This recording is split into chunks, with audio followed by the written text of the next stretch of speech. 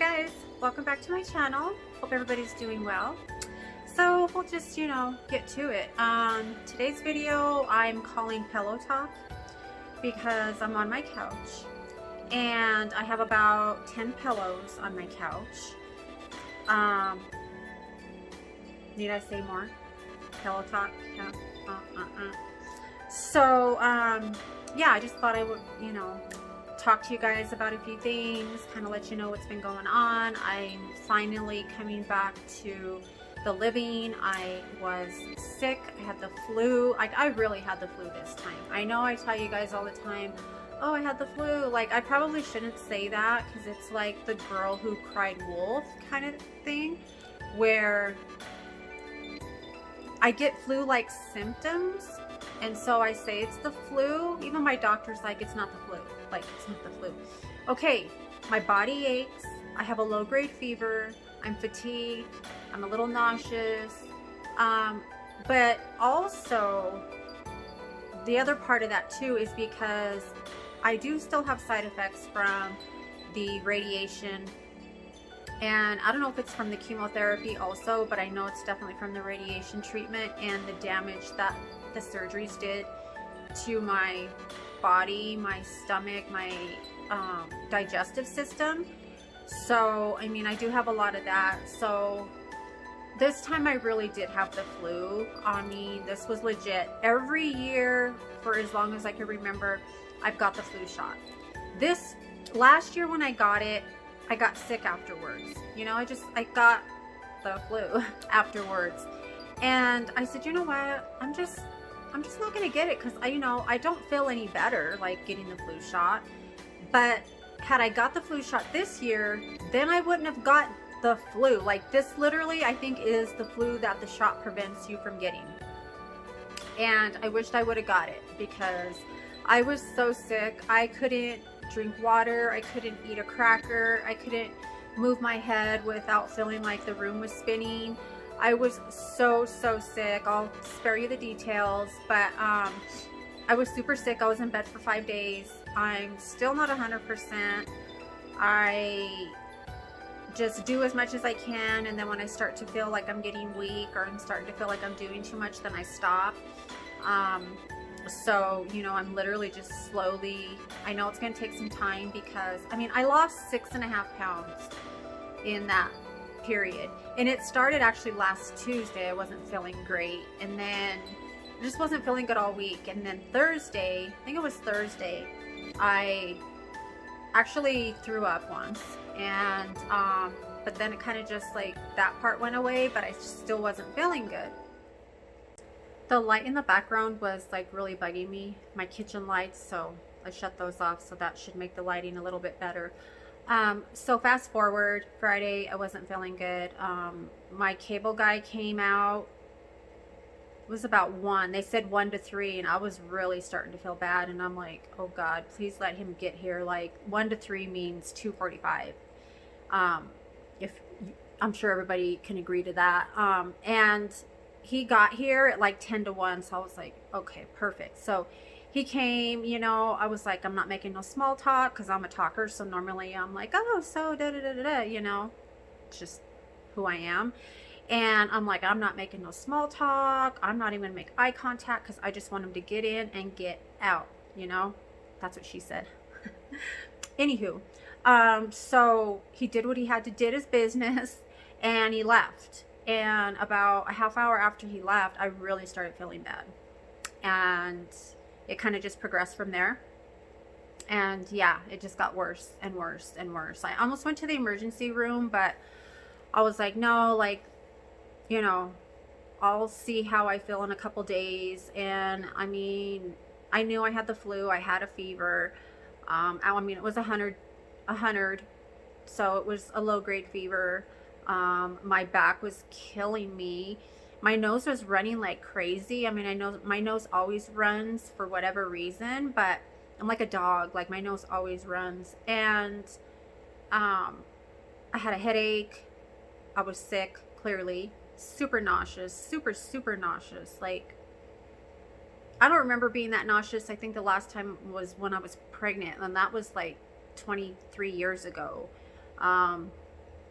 So yeah, I was really sick. But anyway, I'm getting bouncing back, you know, one step at a time, not pushing myself, trying to just take it slow. And you know, losing weight is not good. I have to try to eat a little bit more now. It's just like 2 steps forward and 3 steps back for me, like all the time. And you know, I'm used to that. I'm okay with it. You know, clearly I don't, when I say, you know, from the radiation and chemotherapy, I just want to say that I don't have cancer anymore. Thank God. You know, I'm talking about my cancer journey and the damage that it did. I'm medically retired if you're new to my channel because of the damage. So I'm, you know, technically disabled. So I can't work. But I did work for 36 years out in the corporate world and, you know, reinventing myself, Evolution Des 2.0, just focusing on the things that I'm passionate about. I mean, I used to pray about being a soccer mom. I just want, not so much a soccer mom, but just the life of a soccer mom, of, you know, being home with the kids, just going to the grocery store, you know, and just being home and not having to get up at 4 and not having to drive in rush hour traffic and just the whole rat race. And here I am. I think I've said this multiple times. You know, my kids are all grown, so, you know, technically I guess I'm not a soccer mom. I'm just a stay-at-home. I'm still a mom, so technically I'm a stay-at-home mom. So, you know, cooking, cleaning, laundry, like, it's just, you already know what it's like, okay? There's no amount of money that could be paid per hour for what us moms do. And kudos to all you moms out there who are juggling 50 million things, who are really soccer moms and who really do have small kids at home, because I mean, it's a struggle. Like, the juggle, you're juggling. The juggle is real, yo. Like, the juggle is real. Hey, I'm gonna get hashtag the juggle is real. I'm gonna patent that, so don't try to use it, okay? Because I'll come after you. So anywho, got that out of the way. Just wanted to talk about my health. And yeah, I'm just really trying to focus this year on feeling better and eating better, and not the whole bullshit of, you know, New Year, all that. You guys already know how I feel about that and the cliches and all that. I did want to just touch base on, there's a bunch of things that I want to talk about, but I know I can't make my videos about 3 or 4 different things because, I mean, that's what I want to do, but I guess I'll just stick to the topic at hand and just do one video at a time instead of trying to cram 3 topics into one video. But I wanted to talk about really quickly is, yes, I'm a survivor. I'm a survivor of cancer. I'm a survivor of childhood abuse. I'm a survivor of adult relationship abuse, you know, domestic violence. I'm a survivor of that 10 times over. And I told you guys that I felt like, because I still struggle with some stuff, and I probably will for the rest of my life, and that's okay, that does that make me, am I still a survivor? Am I still, you know, counted as a survivor? I mean, surviving means you're still alive, so I'm still alive, so technically I'm a survivor. But you know, being a survivor doesn't mean that you're not gonna have bad days, and being a survivor doesn't mean that, you know, you're all better now and what happened, you know, is gone and it's over. And it is, it's over. It never goes away.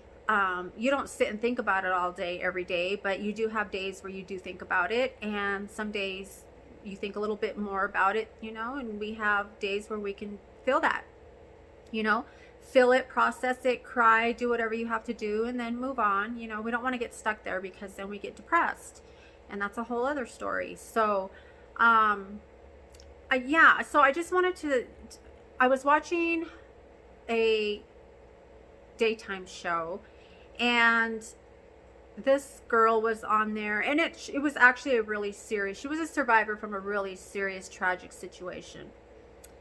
And I mean, it's not, I'm just using that as an example, and I shouldn't, but just anybody in general, I guess we could just say, who has survived abuse of any sort, any type of abuse. If you survived it, then, I mean, amen to that. But the one thing that I just think we need to be real. Like, people need to be a little more real, because I watch a lot of documentaries, I watch a lot of interviews and stuff, and you know, I watch a lot on mental health. I research stuff. I read a lot. Like, I do a lot of stuff, you guys. Like, I don't just sit here saying, you know. I actually do all this stuff because I'm curious, and because I'm constantly trying to cure myself and find, you know, ways to have peace of mind, and, you know, to be able to just wake up feeling good and not wake up with anxiety, and, you know, not always have that dark cloud hanging over your head. And I'm just always looking for a way to lift my own spirits. And I know lifting other spirits always makes us feel better, and I always try to do that to the best of my ability. I do, you know, I laugh and I joke a lot, and I make light of things a lot. And I told you guys in my last video that, you know, I kind of always had to laugh things off. And sometimes laughing things off was literally just laughing, and just laughing at myself, and just laughing at, like, legit feeling laughter and joy. But there's also laughter, like I told you guys the little mud story about laughing to avoid embarrassment, or laughing to, you know, give the appearance that you're not humiliated, or embarrassed, you know. But to say, you know, being a survivor and what happened to me, you know, doesn't define me, and it doesn't determine, you know, that's all true. Stuff like that is all true. When people say that, it is true. And you know what? I'm very, you know, I'm very grateful for that. And I'm very empathetic with people who go through that. And I think that's awesome that, you know, it doesn't define them, and it doesn't, but the behind the scenes is, it doesn't define us. But real talk is, we go through shit. Like, we go through a lot of shit to get on an interview. You know, if I go on TV, I'm going to say, somebody's going to interview me, or a podcast or whatever, because I've been interviewed in a podcast before. And, you know, it was a Christian podcast, and they basically were asking me questions about my past abuse, and, you know, what got me through it, and how I feel today. And basically, they didn't even want to address my post-traumatic stress. They didn't want to address my depression, my triggers. They didn't want to address any of that type of stuff. Basically, you know, you're an overcomer, and you've been delivered and set free. Like, I believe that can happen, wholeheartedly. I believe that it's possible, but I can almost say without a doubt that I don't have statistics, you guys. I always just talk from what I know, and what I've learned, and what I know to be true for myself. So I always just speak hypothetically, but give or take, I could say 7 out of 10 people, women, men, don't really overcome and are delivered and set free. We will never be delivered and set free until the day we go home. Like, you know, until our last days. What happened to me doesn't define me. It didn't define me. Clearly, I wouldn't be sitting here. It didn't define me. It changed my life path. It altered my journey. It altered my personality. But it had to happen. It was all part of the plan. You know, our lives are already preordained. It's already set. Like, if you believe in God, God already knows where I'm going to be tomorrow at this time. God knows where you're going to be. God knows what you're going to eat, who you're going to talk to. Like, it's already set. So, you know, we all have a little bit more than our share. And, you know, it's for a purpose. Stories to tell, people to help, lessons to be learned, you know, getting stronger, and just knowing that you can survive, you know, tragedy. You can survive, you know, just basically anything that life throws you. My nose keeps running, so I have to keep stopping and blowing my nose. So basically, I guess the bottom line is, and the point of my story is that it kind of bothers me. It does bother me. It does bother me a lot when I see people are being interviewed and the interviewer is saying, I see that when I'm asking you this question, you're tearing up. And it's like, no, she's not. Like, the girl wasn't tearing up. Or I see when I ask you this question, you got uncomfortable, and tell me a little bit about that. And it's like, you know what? This stuff is not scripted. Like, you can't script this stuff. If it's scripted, it's not real. You're not speaking on real feelings. You're not sharing your true self, you know, and the audience is clapping and everybody's, you know, and the person's like, you know, what happened to me, you know, didn't define me, and, you know, he doesn't have power over me anymore. No, those people don't have power over me anymore either. They don't control me, you know, they don't consume my thoughts, you know, I can function, you know, even though it happened, like, I can still be successful and I can still have a good life, you know. I get down sometimes because I have, you know, the genetic, even though I break the curse all the time, the generational curses, that even though it's genetic, you know, like I said, I'm constantly trying to heal myself. I'm constantly speaking life. I'm constantly, you know, rising above how I'm feeling and just saying, okay, you're starting to get, you know, you're starting to go under. You got to get a grip. Don't get sucked under, because, you know, you know how there's a thin line between love and hate? Well, there's a very thin line between happiness and sadness, you know, happiness and depression and joy.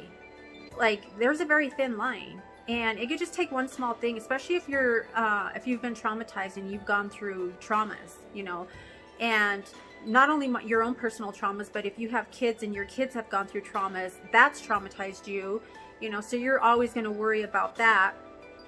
And that's always going to be in the back of your mind. So, you know, we've got a lot going on when we've dealt with traumas. And, you know, I just think it's great when there's people, and I watch a lot of women that I follow on Instagram and YouTube, and, you know, I mean, I binge watch some, and that I really love and I find inspirational, and I just like watch them do their makeup, and I learn different techniques, and I watch skincare professionals, and you know, and I hear people talk, and I hear people talk about healthy stuff, about healthy lives, and, you know, growing up, and it's just like, wow, like, it's so cool, and I envy it, and not in a way of, ooh, like, you know, I hate you because, you know, you had a good whatever, you know. It's not like that. It's just like, wow, like, that must be so amazing to be able to say you had that great relationship with this person or that person, or, you know, you have all these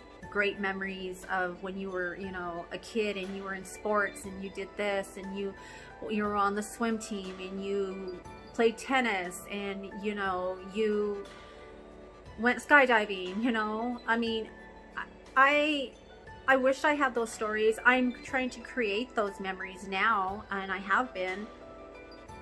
You know, yeah, your past doesn't define you. Just because you had a bad past or bad childhood doesn't mean that you have to have a, you know, the same adult life or life, you know, moving forward. We can change it. You don't have to wait till tomorrow to start over. You can start right now in this minute. But I just, like I said, yes, we're survivors. Yes, what happened to us didn't define us. It didn't kill us. You know, what doesn't kill you makes you stronger. I'm just tired of the cliches, and I'm tired of people just making it seem like they're not talking about all the nights that they didn't sleep. They're not talking about the times that they curled up in the fetal position and just rocked and cried because it took all they had just to stay alive. They're not talking about, you know, the days that they go without eating, or they can't be in a room with more than 2 or 3 people They're not talking about all those phobias and social anxiety and medications and therapy after therapy, maybe hospitalizations, you know, in mental health facilities. Like, they're not talking about all that. And I know that maybe people don't need to get deep all the time. I get deep all the time because I'm just real, and I have a real hard time dealing with people who aren't real and people who are quote unquote fake. And it's just like, you know what? Just tell it like it is. Like, just be straight up. If I'm being interviewed on TV, if they tell me, okay, well, we're going to ask this question and that question, and we don't want to talk about this or that, then it's like, you know what? Do you want to know my story or you don't want to know my story? Because I'm not going to sit here and sugarcoat anything for everybody and say, I'm a survivor. I overcame. I've been set free and delivered. If I can do it, you can do it too. Like, be real. Yeah, we can survive it, but we sure go through, we get drugged through the dirt, the mud, the fire, the flames, the, you know, the coals. Like, tell it like it is. That's all I have to say, is just tell it like it is. And I tell it like it is. And sometimes that's good, sometimes it's not. But I don't ever, you know, I used to really be very harsh, and I think I told you guys that multiple times. But, you know, I have to pick my words, and I have to think a while before I speak. And, you know, I have a zero bullshit tolerance, and for very good reason. Like, life is short. Told you guys a million times. Life is short. I don't have time for bullshit. I don't have time for fakeness. If you want to be in my life, if you want to have a relationship with me, great. Let's hang out, you know. If you don't, great. Then I don't need your toxic, negative vibe around me, because I'm trying to be positive. I'm trying to feed my spirit with positivity and happiness and joy and good things, and you know, good fruit, and not rotten fruit, and not negativity, and not gossip, and not, you know, haters and backstabbers. Like, I want people to be real with me and genuine, because I'll give you that exact same thing. So anyway, I don't know. Hopefully I wasn't repeating myself in my past videos, but that's after I watched an interview, and then I've heard a couple different videos on YouTube, and I watched a couple videos, and, you know, we are survivors, we are overcomers, but we go through hell and back to get to be a survivor. It's a constant, okay, I guess the better way to put it is, it's a constant, you have to work at it. It's a daily thing. You know, it's like, you got to get up, you got to put, you know, you got to put your happy face on, you got to adjust your attitude, you got to have a positive outlook. You have to tell yourself daily, okay, I'm feeling this, but you know what, this too shall pass, and I'm not going to feel this way in an hour, so it's okay, just get through, meditate, do whatever you have to do, tomorrow will be better. And to be a survivor and to be an overcomer is a daily practice. It's not something that just happens and you move on with your life and you're fine. And everybody's like, well, geez, I saw so-and-so and they're doing fine, and they went through a lot of this and a lot of that, and, you know, what's your problem? You know, why can't you get past it? Don't tell that to people who have been through traumas. Like, that, do not say that to somebody who's been through a trauma. Like, that's one of the worst things that you can do to somebody. Be supportive, listen, be patient, okay? Because we, as survivors and as people who have survived multiple traumas, we have some triggers. And no, you don't need to walk around on eggshells with us. It's not like you have to walk around on eggshells. It's just, be more patient. If you're aware of it, and most people that are close to you are aware of it, maybe not the seriousness of it, and not even like the ones that are closest to me don't even know my deepest, darkest demons, you know. But be more patient with each other. And if you know somebody has been through a trauma, try to understand. We can't ever really feel what other people feel, but at least try to say, you know what, like, damn, like, she's doing pretty good. He's doing pretty good considering all that he's been through. Like, damn, like, I don't feel so strong. A lot of people say, wow, you're so strong. Like, how did you get through all that? And, you know, we don't feel strong. Like, strength is not what we feel. So let me just tell you that right now. Like, it does make us stronger, but when people tell you, wow, you're so strong, like, it's amazing that you've been through all that, and like, you wouldn't even be able to tell. Like, at one point I thought I was dying on my couch, literally gonna die, you know, 107 pounds and losing, and sicker than a dog, and on chemo and radiation, and still having to have another surgery coming up, and not knowing if I'm gonna live or be able to go on with my life, to here I am now. Like, you never know what's gonna happen between then and now. But, you know, to say that I'm okay, that didn't, you know, that doesn't define me, and that didn't change who I am. It changed me. And if you say that a trauma that you've been through didn't change you, then you're lying. Because trauma, or big events like that, life-changing things, it changes you, and you'll never be the same again. And people around you look at you and they see you as, oh well, she's still the same Des, like, you know. No, she's not. My body looks the same, my face might look the same. I mean, I'm probably a little cuter and whatnot, but I'm not the same person. And you know, if you've been through something, that you're not the same person. And people judge us based on who we used to be, not who we are today. And they want to keep you there sometimes. So those are the people that you need to weed out. Okay? Just saying. You got to do some weeding. Spring's coming up around the corner. So got to do some spring cleaning. Okay? So I hope this video was helpful, informative. Let me know. Give me your comments. Let me know what you think about it, how you feel about being a survivor, and, you know, what it takes to be a survivor. And do you agree with me that it is a daily practice to continue to survive and move forward?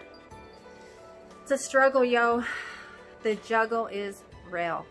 So thank you guys so much for listening. I hope you liked my pillow talk.